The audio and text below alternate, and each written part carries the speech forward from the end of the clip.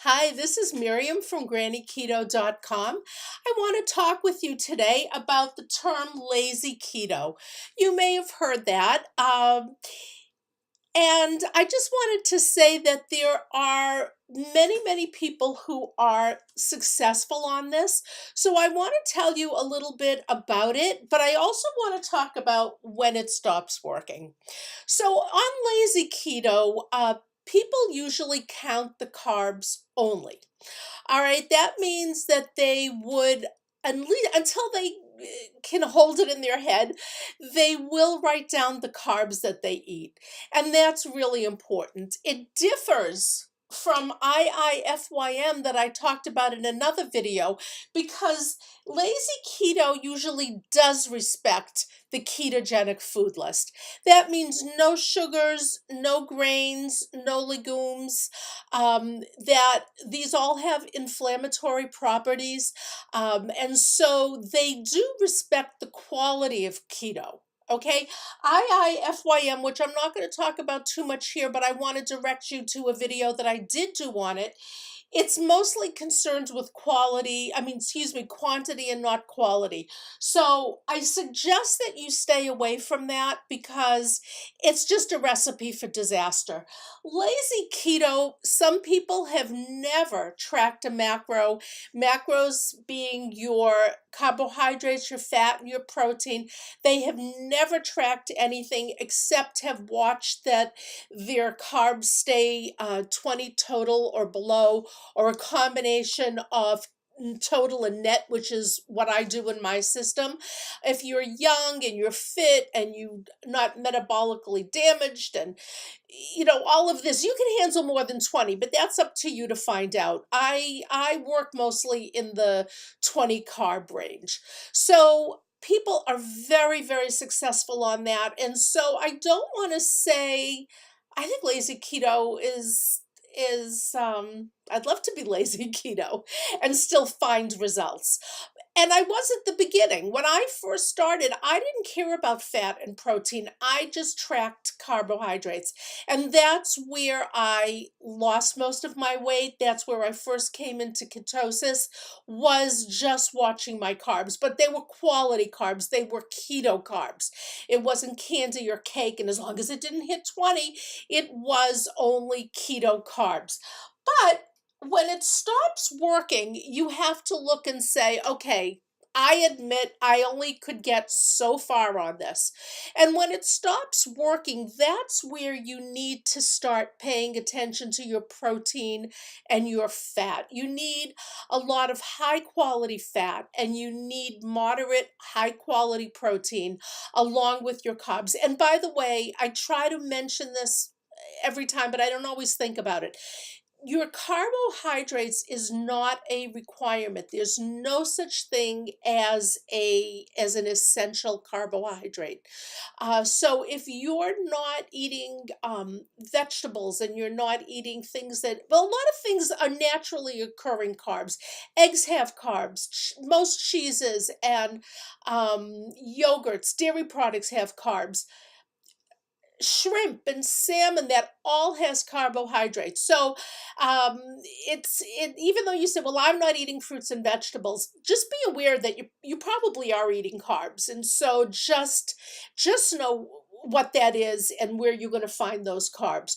So when it stops working and you have to start paying attention to the fat and the protein, but you really don't want to start tracking every morsel you eat. What I suggest is you can't see it. I have a program on my site. It's a free program. You just come to GrannyKeto.com. You just say, I want my Dancing with Keto guide. It is called Dancing with Keto. And what I suggest there is that you do want to pay attention to what are the grams of protein and what are the grams of fat in food. And for a while, you might want to write it down, just so that you can get used to getting it up in your head.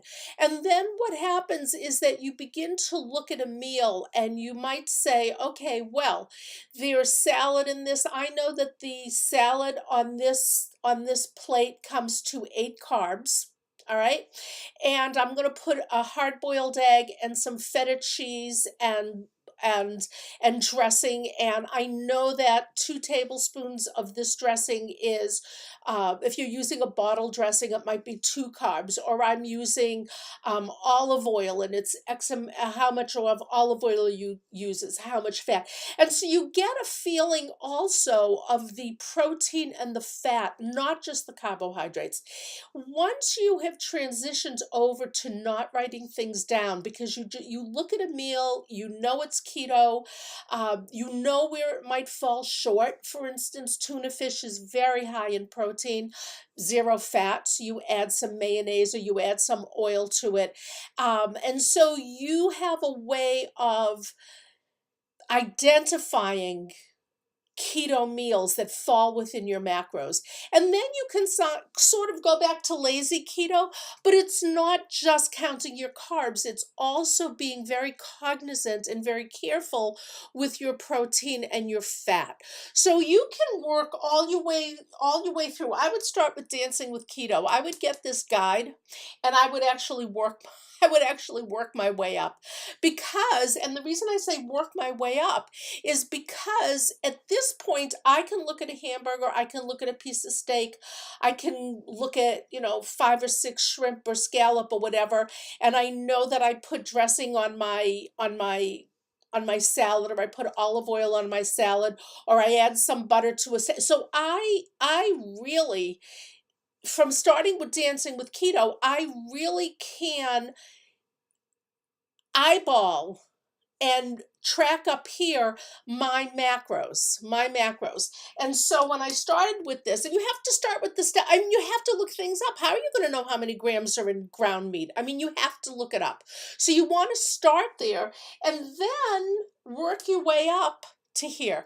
If you start with this and work your way down, you're going to be concentrating just on carbs. And as I said, it works. And sometimes if you don't, well, it works both ways. I was going to say, if you don't have a lot of weight to lose, it might get you to where you go without stopping working. If you have a lot of weight to lose, chances are you've been eating a lot of carbohydrates.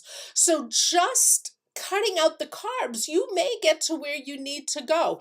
But when it stops working and you stop losing weight and you're just not feeling well, or maybe your joints still bother you, maybe you're having too much protein, and the protein is turning to glucose in the body, and it's raising your insulin, and the insulin is raising the inflammation.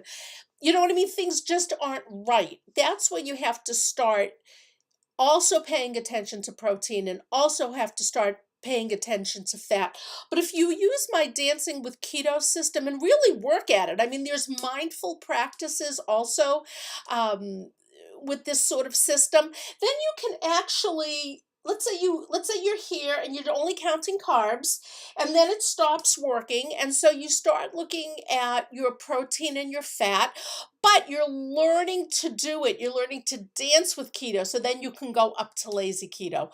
Again, I don't even like the word lazy, because I mean, you're really working hard. I'm just saying the term lazy keto because you may have heard it on the internet, and I wanted to explain, or Facebook pages, and I wanted to explain to you what it is. But it's nothing that you have to, say, well, I'm doing lazy keto. No, if you're doing keto, you're doing keto. And if you're respecting the keto food list, then you are doing keto and you're doing a good keto, but you want to stay in ketosis. Oh, so that's another video. I'm going to talk about measuring your ketones. Some people never measure their ketones, and that's fine. But also, and if you've ever listened to Jimmy Moore and Doc Nally said that for years he thought he was in ketosis, until Jimmy said, no, you have to measure. And he measured and he found out he wasn't in ketosis. He was probably doing more like this, counting his carbs, but not necessarily paying attention to the protein and the fat. So this is a good way to get yourself into ketosis. It's a good ketogenic.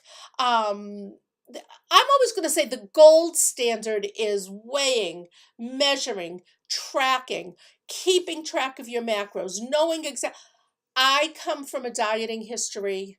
Again, if you go to grannyketo.com, I think my first blog is on my dieting history. I have no desire to go back to that. That will just make me crazy. And then I'll drop keto like I dropped every other diet I've ever been on. I need to make this a lifestyle. I think lazy keto, ah, and again, it's sort of like oh, lazy keto, but it's actually, I believe, more of a lifestyle than perhaps the gold standard. Unless you love weighing and tracking and keeping spreadsheets, then that's your lifestyle. God bless you and have fun with it. But if that's not the way you want to be long term, then look into this. But mostly go onto my site and sign up for Dancing with Keto, and that'll get you started with all of this. Anyway, please come to my Facebook page. There'll be lots of nice, interesting discussions there. And I hope to see you there. And I hope to see that you've signed up for my site. Bye bye.